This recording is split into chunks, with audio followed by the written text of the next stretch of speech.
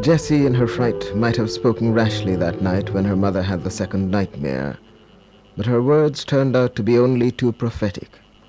That dream recurred without fail, and Mrs. Nevinson's terror increased from night to night. With every dream, she said, she advanced a little farther along the jungle track. With every dream, the sound of the flute became louder, and the horror that was waiting for her grew nearer. And every night, the thing that clutched her arm just before she woke whispered its warning into her ear. "No farther today!" She was quite sure about it now. It was the manuscript.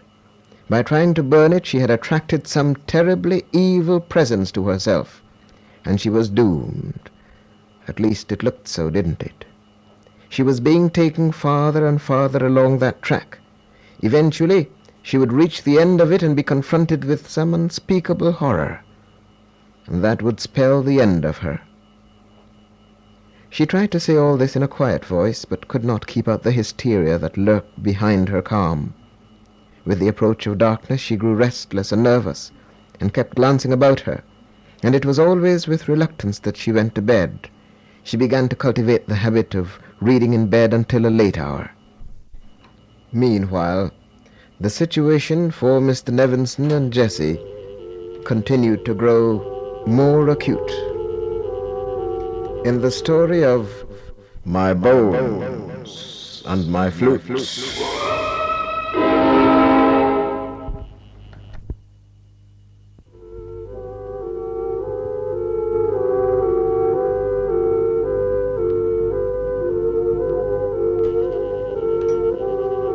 on the first occasion that the apparition became visible to Jessie, she shrieked and rushed to one of the dining room windows.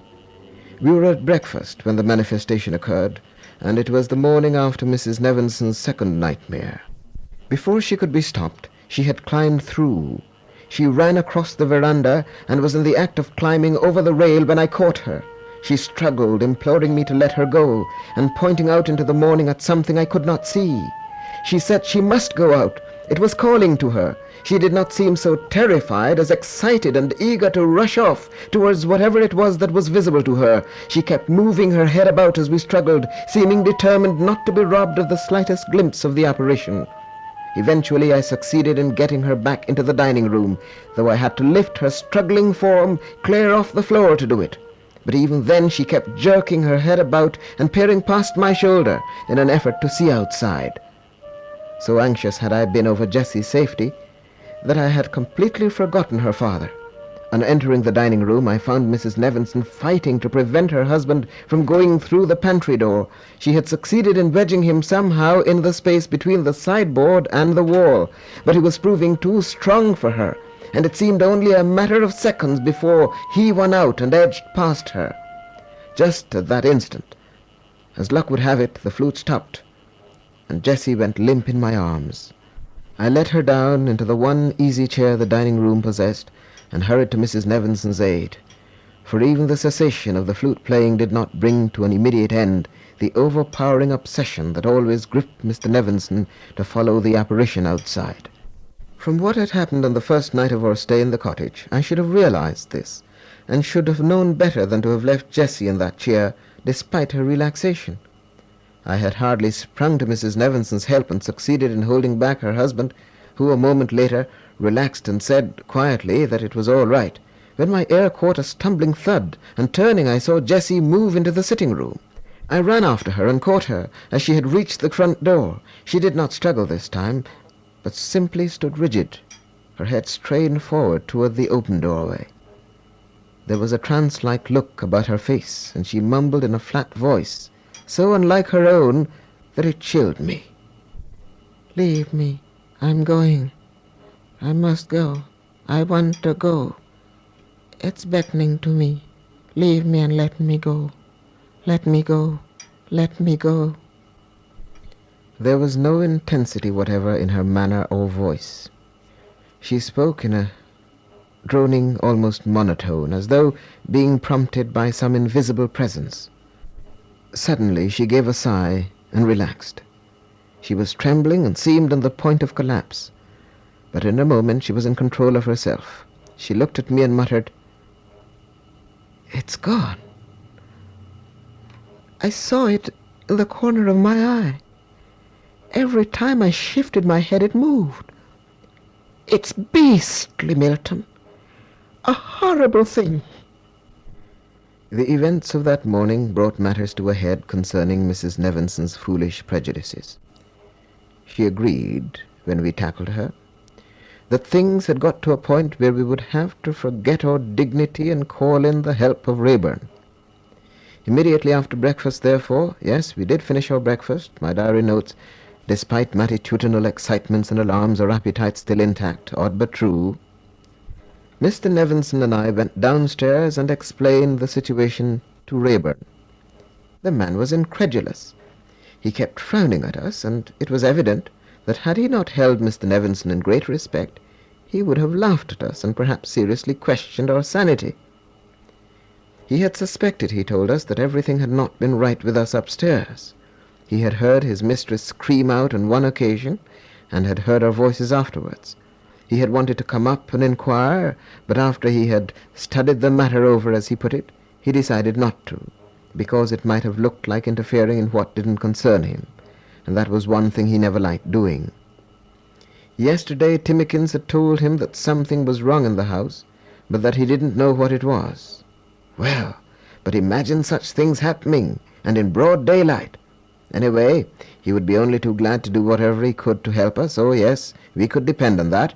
He would bring up his camp cot at nights and sleep in the sitting room if we wanted him to do that.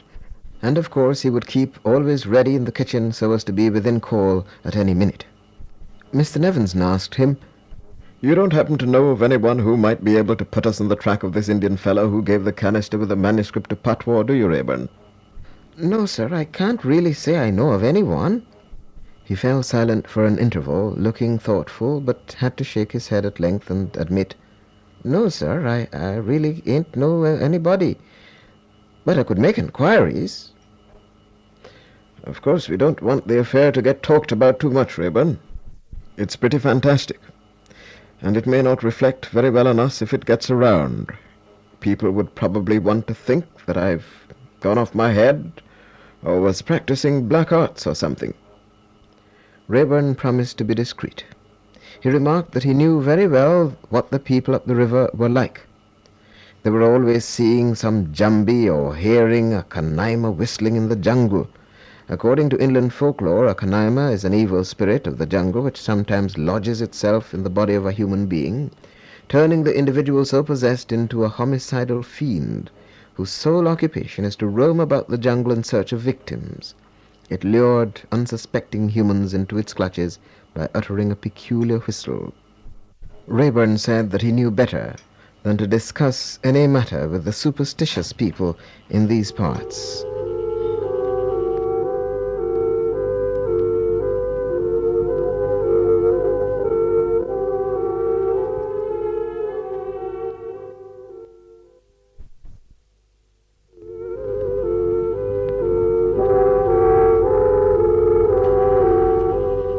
As events fell out, without Rayburn's help, we should have been in a bad way indeed.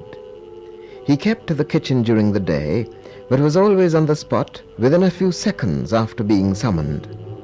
The cottage was small, it is true, with many windows and doors, and a most convenient veranda, but had Rayburn been of a listless or dilatory temperament, there were many occasions on which he would have arrived too late to stop Mr. Nevinson from leaving the house. I learnt several lessons concerning human conduct during those weeks. For instance, not only did Mrs. Nevinson's prejudices vanish, but she could not do enough to make Rayburn at ease in the house, and at nights was fussy about seeing that he was comfortable on his cot in the sitting-room. She and Jessie drank Ovaltine before retiring, and she insisted that Rayburn should have a cup. Another aspect of our behavior that made me marvel within myself was the ease with which we began to adapt ourselves to the nerve-racking conditions, the deliberation with which we planned our defense. Rayburn was assigned exclusively to Mr. Nevinson, and myself to Jessie, and the danger call was, "Come, Rayburn!" the non-emergency call being simply, "Rayburn!" This distinction was of course necessary, for there were quite a few instances when Rayburn's presence was needed in the usual course of the day's routine. Mr. Nevinson might want some information concerning the work at the sawmill, or might want to give Rayburn instructions to pass on to the foreman, and naturally we had to do all we could to avoid wolf alarms. Our meals and our toilet, too, we soon arranged to suit the situation. If a manifestation occurred, say at mid-morning, then we knew that we could safely have our lunch and tea in peace, but dinner would be unsafe. So we would prepare sandwiches for this meal, because we would eat in the sitting room or on the veranda, and could discard them at a moment's notice if the need arose. Similarly, we took care not to be locked into the bathroom or the toilet for any length of time if we knew that a manifestation might be in the offing. And except at nights, we kept together all the time, reclining as a rule on the eastern or northern veranda. In the late afternoon, between 5 and 6, we took walks around the precincts, accompanied by Rayburn like prisoners taking exercise under the surveillance of the warder, as my diary puts it. And in the morning after breakfast, if manifestation conditions permitted, this was Mrs. Nevinson's quip, we indulged in boating excursions on the river.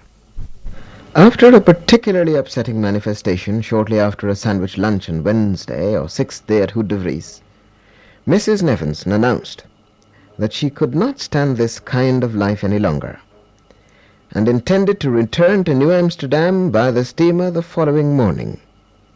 She was in earnest about it, too.